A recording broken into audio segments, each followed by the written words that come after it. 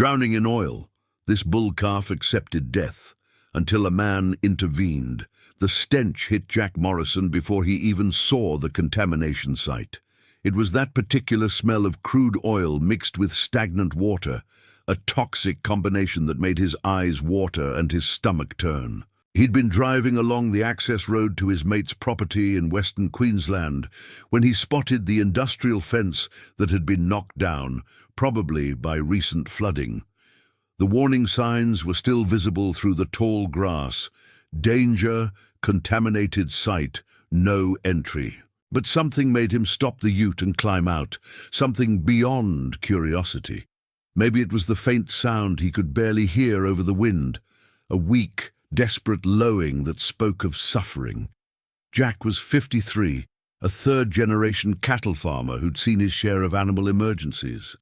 Drought, flood, snakebite, equipment accidents, the land was beautiful but brutal, and livestock paid the price when things went wrong.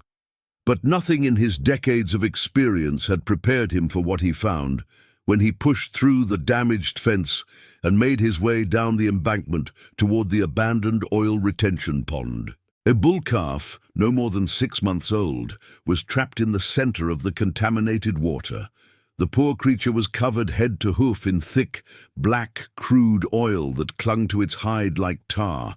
Only its face remained partially visible, the white and tan markings barely discernible beneath the toxic coating. The calf's eyes were half closed, glazed with exhaustion and resignation. It had stopped struggling, its legs made weak, mechanical movements, but there was no real fight left. This was an animal that had accepted its fate, that had given up hope of rescue. Jack's throat tightened.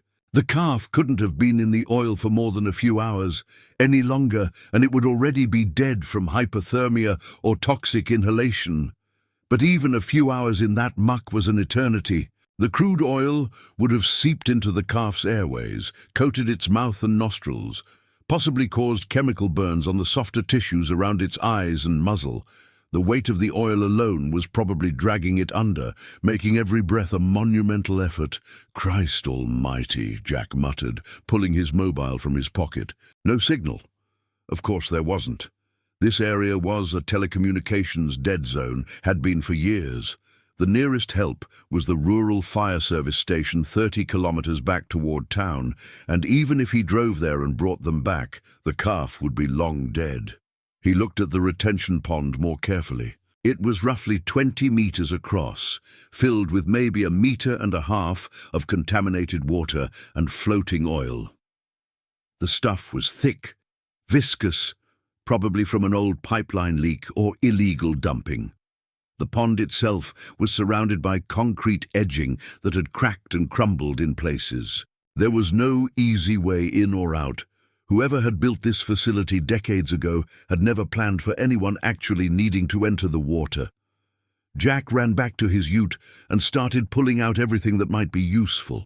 A length of rope, always kept behind the seats, his heavy-duty work gloves, a tarp, some old towels. He stripped off his good shirt and boots, standing there in just his work trousers and singlet.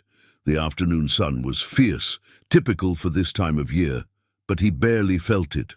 All his attention was on that calf, on those defeated eyes staring at nothing. "Hang on, mate," he called out, though he doubted the animal could even hear him anymore. "Just hang on a bit longer." Jack secured one end of the rope to his ute's tow bar, then wrapped the other end around his waist. It was a basic safety measure. If he got into trouble in that muck, at least someone would eventually find his body attached to the vehicle. Comforting thought, that. He approached the pond's edge, testing the concrete with his weight. It held, mostly, cracks spiderwebbed under his feet, but it didn't give way. The first step into the contaminated water was shocking. Despite the heat of the day, the oily liquid was cold, so cold it made his muscles seize. The crude oil clung to his legs immediately, thick and suffocating. Each step was a struggle. The muck seemed to actively resist movement, creating suction that tried to hold him in place. The smell intensified tenfold, burning his nostrils and throat. He could taste it, acrid and chemical, coating his mouth. But Jack kept moving forward, one agonizing step at a time. The water deepened quickly, reaching his waist, then his chest. The oil formed a slick layer on top, and he had to lift his arms to avoid getting them completely coated.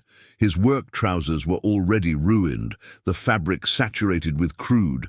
Every breath was an effort, the toxic fumes making his head swim.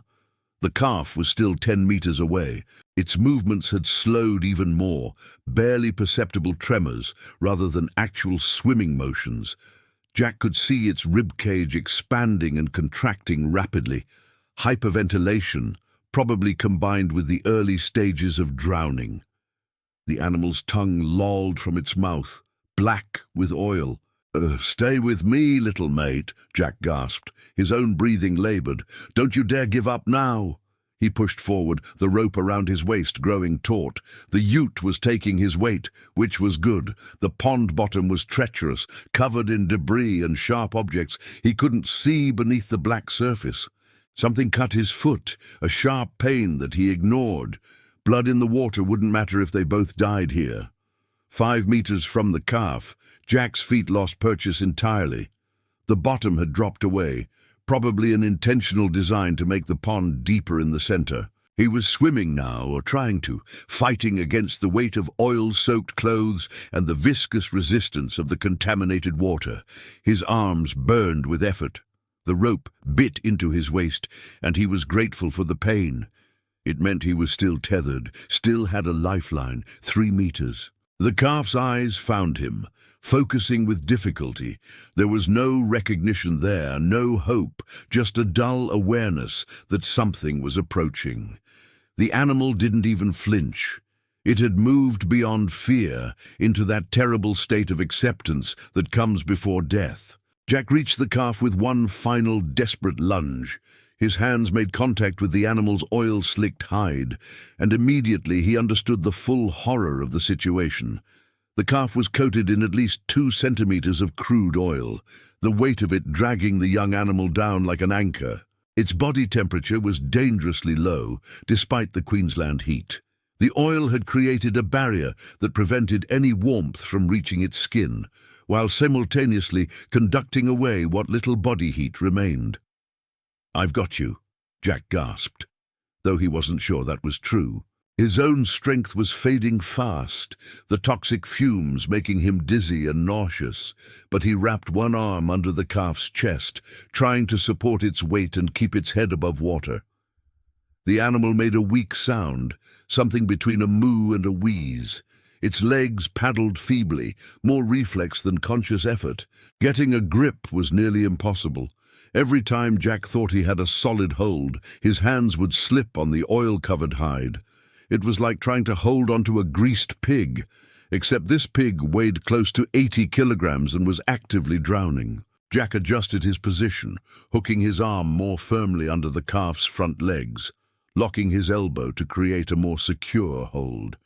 The journey back was exponentially harder than the journey in.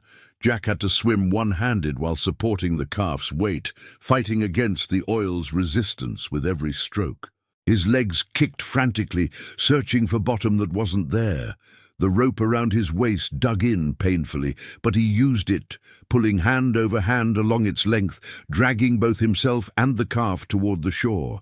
His muscles screamed in protest. The calf, despite its weakened state, was still heavy, still awkward to maneuver. Its head kept dipping below the surface, and each time Jack had to adjust his grip, lift it back up, waste precious energy keeping the animal's airways clear. Oil got in his mouth, bitter and burning. He spat, gagged, kept moving. Halfway back, Jack's strength finally gave out. His arm went numb. His legs refused to kick properly, and for a terrifying moment both he and the calf started to sink. The oil closed over his face, thick and suffocating. Panic clawed at his chest. This was it. This was how it ended. A stupid, stubborn farmer drowning in an abandoned oil pond, trying to save a calf that probably wouldn't survive anyway. But then his feet touched something solid. The bottom, rising up to meet him as he drifted back toward the shallower section.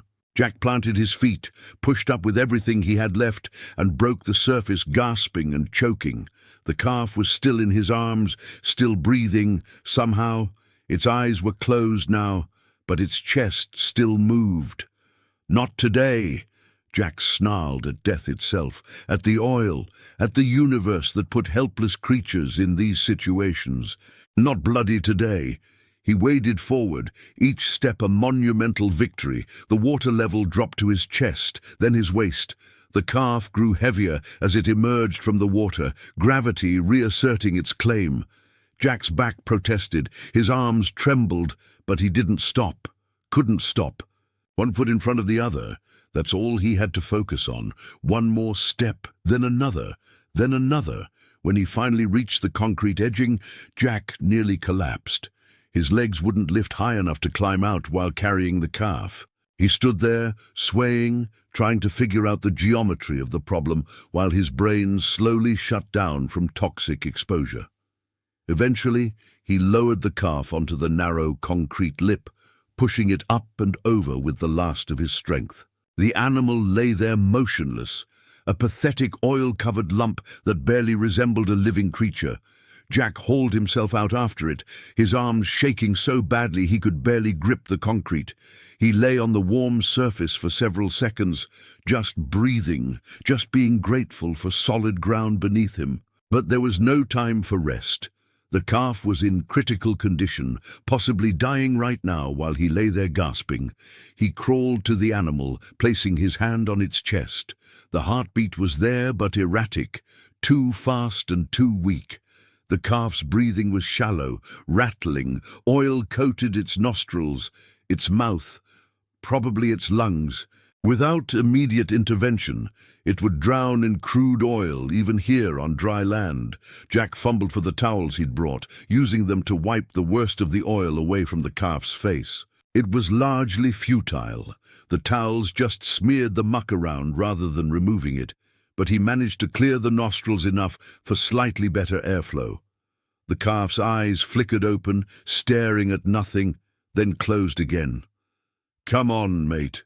Stay with me. You didn't survive that pond just to give up now." Jack checked the calf's mouth, using his fingers to scoop out globs of oil from the tongue and gums. The animal didn't even have the strength to resist, its jaw hanging slack.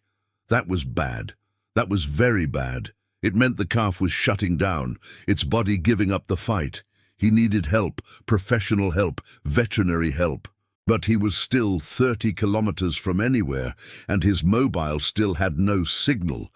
Jack looked at his ute, then at the calf. Could he move it? Should he move it? Transporting the animal might cause more harm, shock, internal injuries from rough handling, further contamination from the oil seeping into open wounds or sensitive tissues. But staying here would definitely kill it. At least moving gave them a chance.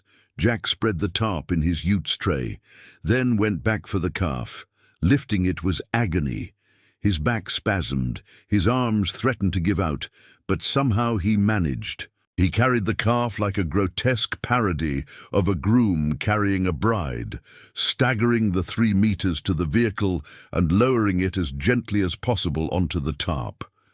The animal lay there, sides heaving, covered in crude oil that was already soaking into the tarp. Jack climbed into the driver's seat, his own oil-covered body leaving black smears on everything he touched. He didn't care. The upholstery could be replaced. The calf couldn't.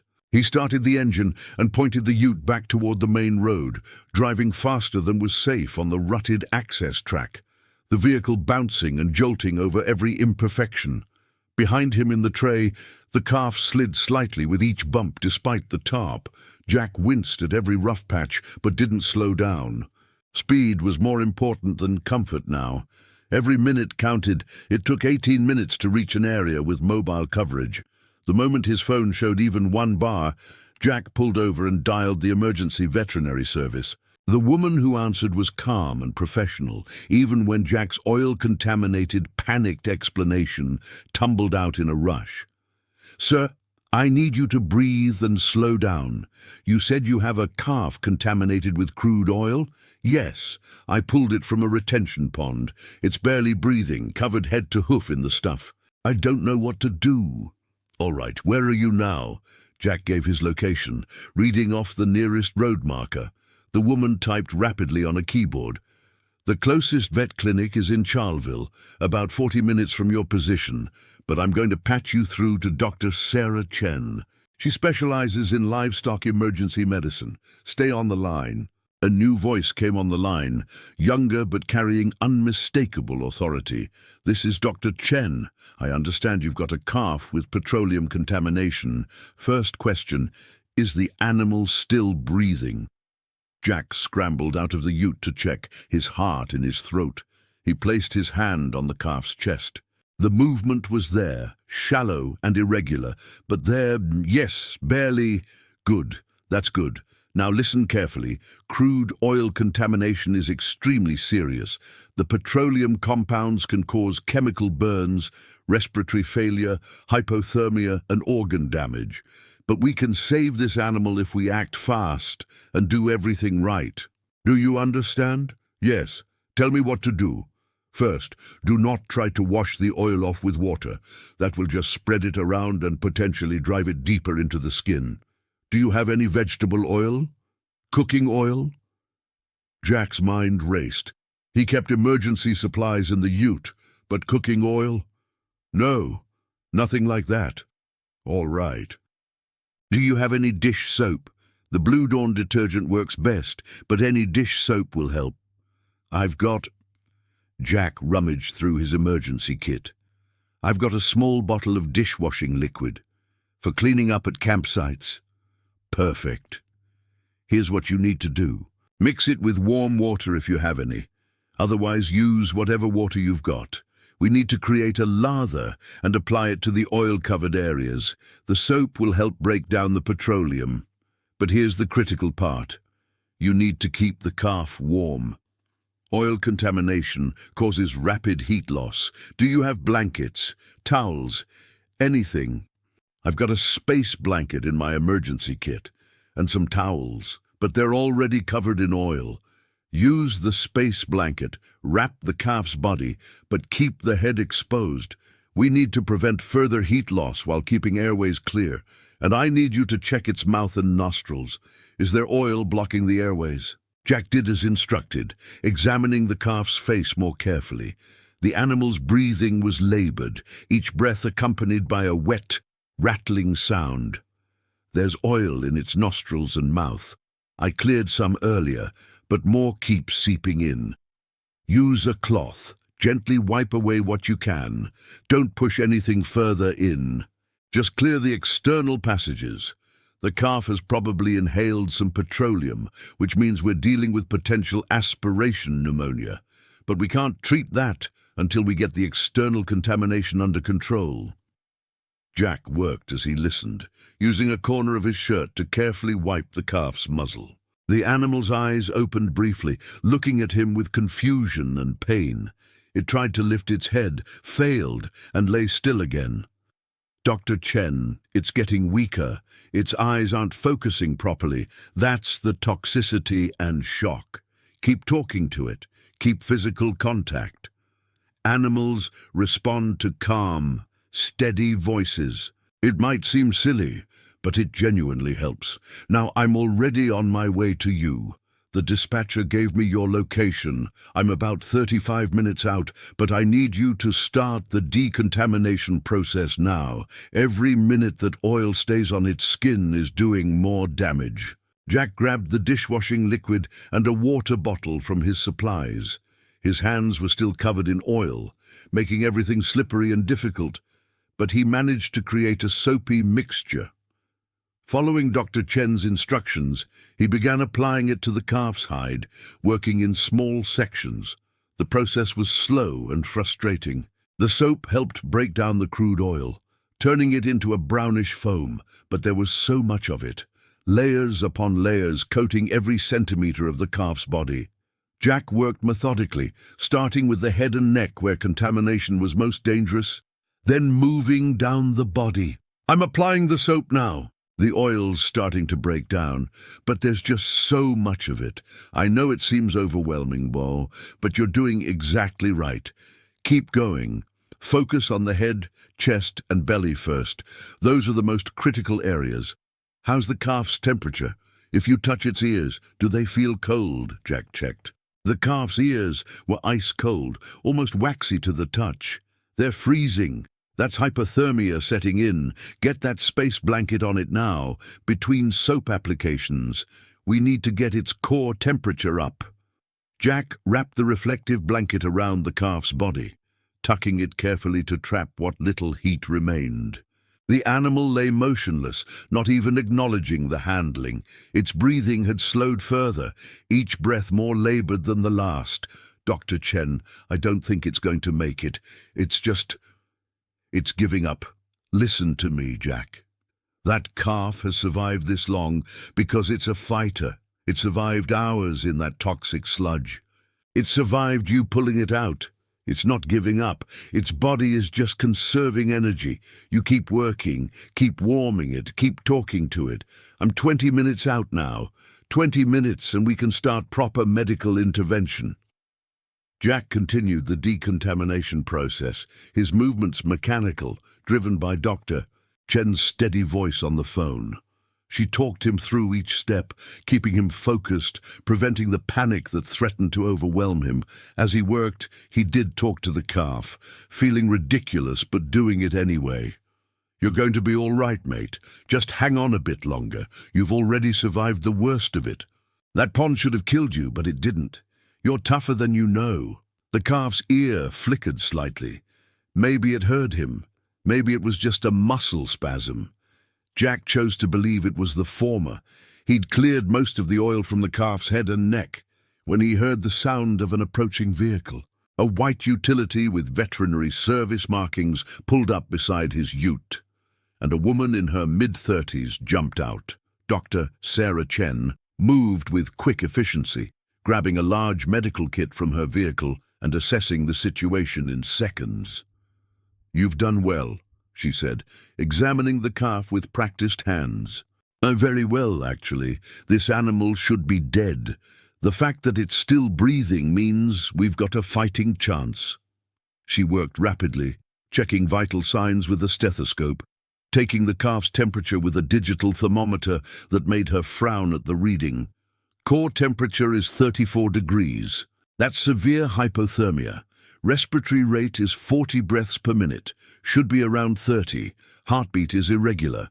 We've got aspiration pneumonia starting, definite chemical burns in the airways, and potential organ damage from petroleum absorption. But the airways are still functional, which is good. Dr. Chen set up an IV line with startling speed, establishing access through a vein in the calf's leg. Clear fluids began flowing, warmed fluids that would help bring the core temperature up from the inside. She administered a series of injections, antibiotics, anti-inflammatories, steroids to help with the lung damage. "The next few hours are critical," she explained as she worked. "We need to get its temperature up, prevent infection from setting in, and support its breathing while the lungs clear the petroleum compounds. I'm going to take it back to the clinic, where we have heating equipment and respiratory support. But I want you to understand something, Jack. Even with everything we do, this calf might not make it. The damage from petroleum contamination can be extensive. Liver failure, kidney failure, pneumonia, any of these could still kill it." Jack nodded, suddenly exhausted. The adrenaline that had kept him going was draining away, leaving behind aching muscles, chemical burns on his own skin from the crude oil, and a bone-deep weariness. "But you gave it a chance," Dr. Chen continued, looking up from her work to meet his eyes. "Without your intervention, this animal was dead, 100% certain. Now it's got maybe a 50-50 shot. Those are pretty good odds when you consider where we started." Together they loaded the calf into Dr. Chen's specially equipped vehicle. It had heating elements, oxygen supplies, and monitoring equipment that began tracking the animal's vital signs immediately. The calf lay still on the padded surface, the space blanket still wrapped around its body, IV line secured to its leg. "You should come too," Dr. Chen said, looking at Jack with concern. "You've been exposed to those petroleum compounds for extended periods. You need to be checked out, get cleaned up properly. Chemical burns from crude oil can be serious." Jack glanced down at himself. He was covered in black sludge. His skin was starting to sting and itch where the oil had made contact, and he could feel the beginning of a headache from the toxic fumes. But all of that seemed secondary to the small life fighting for survival in the back of the vet's vehicle. "I'll follow you in," he said. "I'm not leaving until I know the calf's going to make it." The drive to the Charleville Veterinary Clinic took 40 minutes that felt like hours. Jack followed Dr. Chen's vehicle, watching through his windscreen as she drove with practiced urgency, not reckless, but definitely pushing the speed limits. His own ute reeked of crude oil, and every bump in the road reminded him of muscles he didn't know he had, all of them screaming in protest. At the clinic, organized chaos erupted. Dr. Chen had called ahead, and 2 veterinary nurses were waiting with a wheeled gurney. They transferred the calf with smooth efficiency, rushing it into a treatment room while Dr. Chen rattled off vital signs and treatment protocols. Jack stood in the doorway, suddenly feeling useless, just a filthy, oil-covered obstacle in the way of professionals doing their jobs. One of the nurses, a bloke in his early 20s named Tom, noticed Jack swaying slightly. "Mate, you look like you're about to keel over. Come with me. We need to get you cleaned up and checked out." Jack wanted to protest, to stay and watch over the calf, but his legs made the decision for him. They simply stopped supporting his weight properly, and Tom had to grab his arm to steady him. The nurse led him to a washroom, helping him strip off his ruined clothes and get under a shower. The water ran black for long minutes as layers of crude oil washed away. Tom provided industrial-strength cleansing soap, the kind designed to remove petroleum products, and talked Jack through the proper decontamination procedure. "You're a bloody hero, you know that," Tom said as he helped scrub Jack's back where he couldn't reach.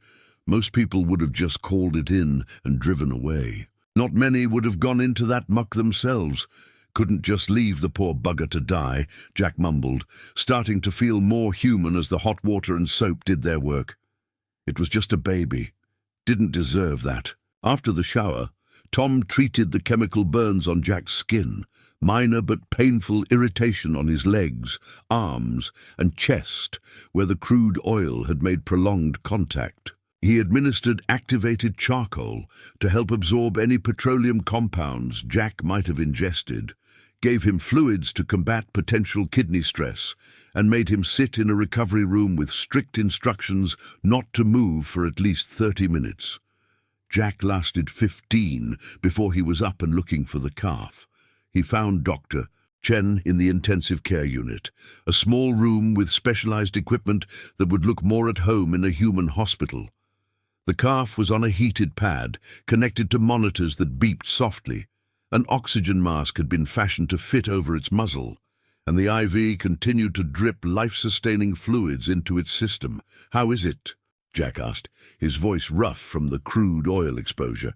Dr. Chen looked up from her notes, and for the first time since they'd met, she smiled slightly. "Stable. Not good, but stable. Its temperature is back up to 37 degrees. Respiratory function is improving slowly. The antibiotics are fighting the pneumonia before it gets established.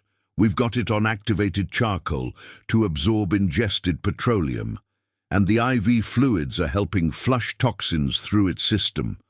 The next 24 hours will tell us if there's permanent organ damage, but right now it's fighting." Jack felt something break inside his chest, a dam of emotion he'd been holding back since the moment he'd pulled that calf from the pond.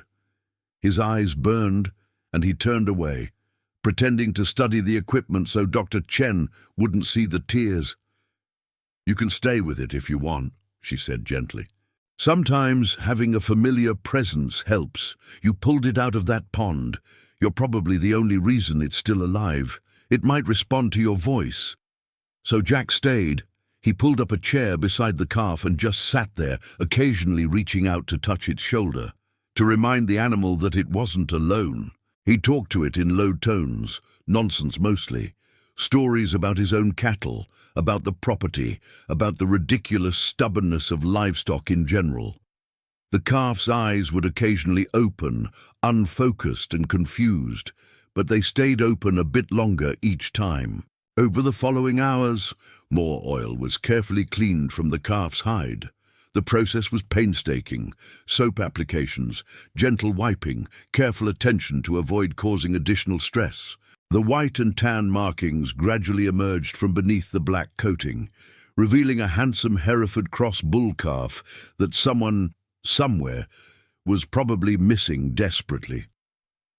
Dr. Chen made calls to local stations, trying to trace the calf's origin. Eventually, she found the owner, a property 3 kilometers from the contamination site.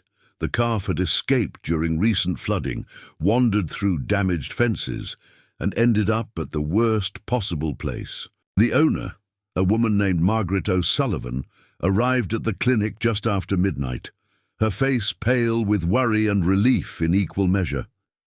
"That's Rusty," she said, her voice breaking. "My granddaughter's calf. She raised him from birth, bottle-fed him when his mother rejected him. When he went missing during the floods, we thought a dingo got him, or he drowned. We never imagined." She looked at Jack, who was still sitting beside the calf, and her eyes filled with tears. "You saved him. You saved my granddaughter's heart from breaking. How can I ever thank you?" Jack shook his head, uncomfortable with the gratitude, just doing what anyone would have done. "No," Margaret said firmly. "Most people would have driven past, would have called it in and left it to authorities. You went into that poison yourself. You risked your own life. That's not what anyone would do. That's what a good person does." 3 days later, Jack received a call from Dr. Chen. Rusty had made a full recovery. The pneumonia had cleared, organ function tests came back normal, and the chemical burns were healing well. Against all odds, the calf was going to survive with no permanent damage. It was, Dr. Chen said, a minor miracle. A week after that, Jack received an invitation to visit Margaret's property. When he arrived, he found not just Margaret, but her entire family waiting, her son and daughter-in-law, and most importantly, a 10-year-old girl with red hair and freckles who threw her arms around Jack the moment he stepped out of his ute.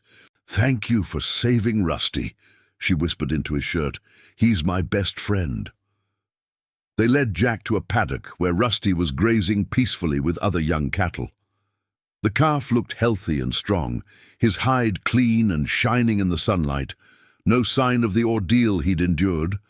When he saw Margaret's granddaughter, he trotted over to the fence, pushing his nose through the rails for a pat. Jack watched the interaction, and something settled in his chest.